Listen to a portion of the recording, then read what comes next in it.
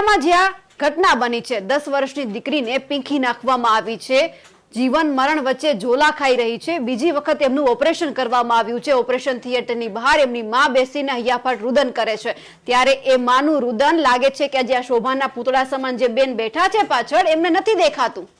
એક વખત બોલવાનો સમય નથી ભાનુબેન બાબરિયા પાસે, બાળ વિકાસ મંત્રી છે, એક વખત આ દીકરીને મળવાનો પણ સમય નથી।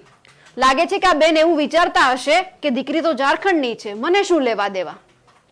અરે બેન એ રહે છે ગુજરાતની અંદર, અને જો તમને ખબર ના હોય કે તમારી પાસે જ્યારે ઝારખંડના ગ્રામીણ વિકાસ મંત્રી આવ્યા હતા, એ બેને તમારી પાસે અપોઇન્ટમેન્ટ માંગી હતી, તમને મળવા માટે કહ્યું હતું, પણ તમે તમારી કેબિનેટમાં એટલા વ્યસ્ત હતા, એટલા બધા તમારે અંદરના મુદ્દા ચર્ચા કરવાના હતા કે તમને દીકરી ભૂલાઈ ગઈ।